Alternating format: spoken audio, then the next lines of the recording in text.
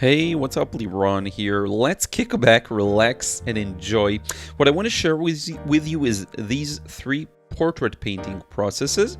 Now, you probably will recognize them as I featured them in a live stream I did in the past, but I want to share with you the end result and some high quality scans, so be sure to stay tuned. I will show them to you near the end. But one thing I want this video to be more like is you can just listen in on it. You don't even have to look at the processes, but whatever you're doing, feel free to listen to my voices. I'll try and be a little more verbal and really describe what's going on there. So I want to talk about three ways of approaching portrait paintings. And what you may be seeing on the screen or not right now is I'm showing how one of the approaches is to greatly simplify the values and think of your paper as a combination of dark and light, and basically within those realms of dark and light you're completely permitted to do whatever you want. So what I might do is treat some areas again as shadows, as the darks, and then some areas I'll leave paper white, and within the shadows I'll use whatever colors I want. I'll make a mess, if you will, even. I'll switch constantly between different colors, and there may even be some variation in value, but the most important thing is, as long as I maintain two values for the painting, it will lead to a beautiful result. It reads very well for the viewer. And that's one of the things that people sometimes lose track of, is some things are critical and important for your painting process, while others are just excessive and unnecessary. So try and teach yourself with time what are those things that truly are important, and in this case it's kind of setting boundaries and deciding in advance, here's the light, here's the shadow, so that you're kind of setting yourself up for success, because within those boundaries you still have a lot of freedom. And the way I approach this in terms of technique is really simple. It's basically just, again, here's the dark, here's the light. It's something I've shown you in a recent painting process as well, where I showed you two portraits, and the easiest way to paint portraits, I called it, which is still not easy, right? Portraits are hard, don't get me wrong. But one of the best things you can do for yourself is kind of set the ground rules for, I'm going to have darks, I'm going to have lights, and anything else is just extra. Use whatever colors you want, whatever.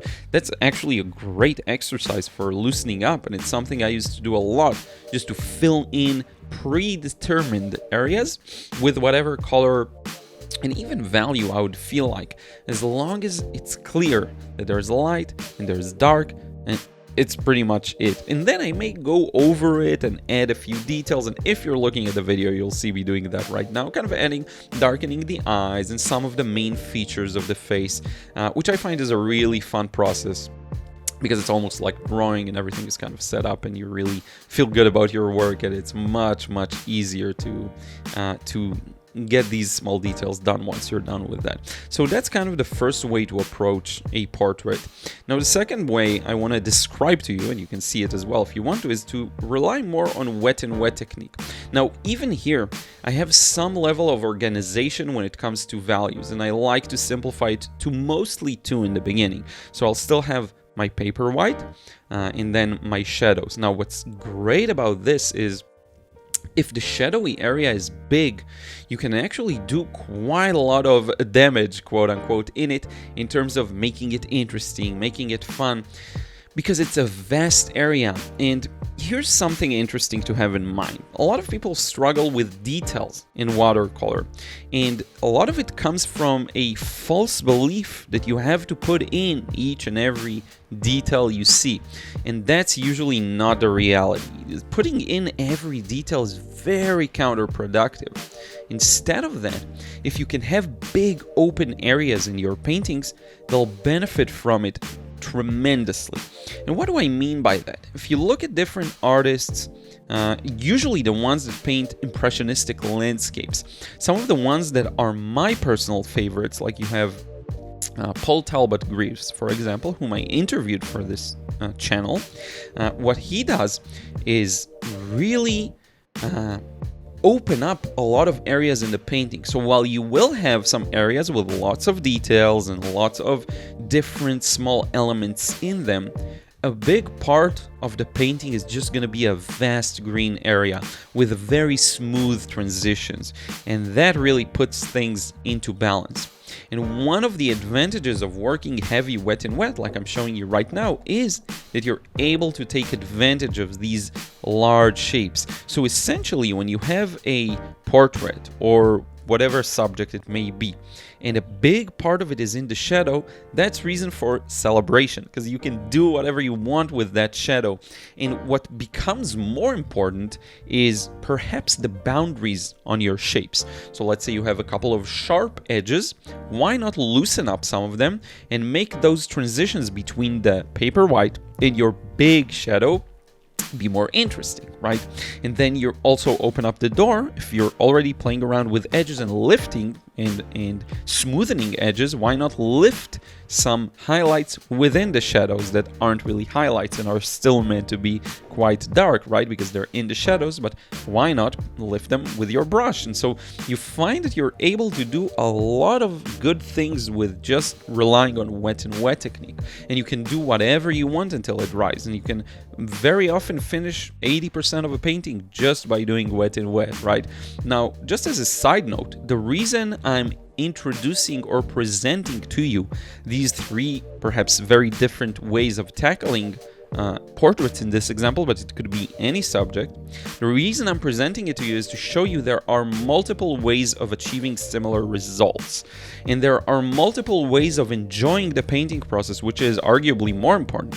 If you're able to just give it a try and devote yourself to experimenting with those different methods, it will sharpen your sword, that is your style, your ability to cut and create an effective message in your paintings will be affected by the range you have. And how do you develop that range? You experiment with a variety of different techniques for achieving either the same goal or different goals, right? And that kind of is the gist and the most important message of this video, if you can take something from it, right? And in this one, it's a very different process where there's a lot of emphasis on wet and wet and rebuilding and recreating areas and kind of carving out the shapes.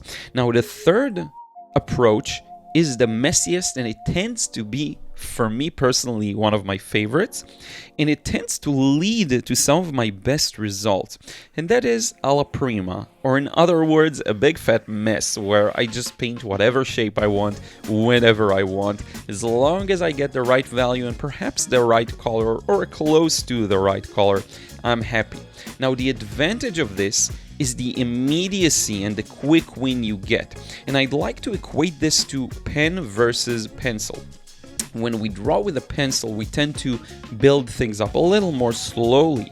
But with a pen, you just have to commit to the line you put. And in that commitment, there can be a lot of spontaneity and a lot of charm. In that's the final line. There's no way around it.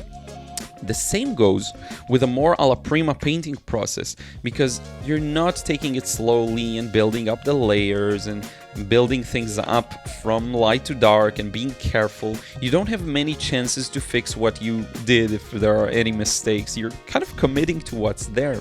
But what I find is that commitment alone, the act of painting like this, also sharpens your blade and makes you much more resilient to fear as you paint. So you become a lot more courageous, and even in more careful processes, that courageousness translates to success. Which is why I highly recommend people alternate and try to paint directly, or draw directly rather, with a pen. Even though a lot of people will tell you it's not the traditional way to get started, it's not the right way to do this. Whenever I hear the right way or the wrong way, I know that's something to take with a grain of salt, right? There are best practices, not to say there aren't any. But as with everything, experimentation is key. Otherwise, you just won't know, right? Now, with that approach, it doesn't mean we end in one wash, right? If I want to add some shadows, I can add some shadows in the alla prima way. It doesn't mean that once everything dries, we cannot touch the painting. Definitely not. That's the beauty of it. That's the most free approach. Just keep piling on more details if you want to. Maybe use some opaque paint to lift, which I didn't do in these processes, but you could do that, right? You could develop your own process and find your own ways of doing things. You could start with the darkest shadows, then move into the mid values. You can do this in whichever order you feel like, and you will see, because we're really getting close to the end result. This one is one of my favorites. So if you're not looking, if you're just listening, would be a good time soon to listen, to look, because I'm going to show you the end results. You have seen some, again, all of these on my Instagram and other places, but just seeing them scanned like this, and the colors, the video never does justice. The images don't even do justice. It's not like looking at it in real life, but it's as close as you'll get, especially the scans. And I can add some more colorfulness in the later glazes if I didn't get it the first time. My first washes here in this example were quite blue, but then I added more color later on. So here I am just removing the tape, and we're gonna move into, I'm gonna show them to you because it's from the live stream. Here we go. That's how I showed it to you back then, live. And now I want to show you the final result, and look at this beauty. And you can tell the different processes, that everything was painted in a different way with a bit of a different thought, and I find that to be a big part of the charm. So go out there, experiment without fear. You only have to gain, nothing you will lose from doing this. And watercolor is great joy, and if you enjoy watercolor, and if you want to take them to the next level, and you want to learn how to let go and better enjoy the process, I highly recommend you check out the frustration-free watercolor course. The link is going to be in the description box below. I thank you so much for watching, and leave a comment, let me know your thoughts as well, and leave a like if you can, and subscribe if you still aren't, and I will see you in the next vid real soon.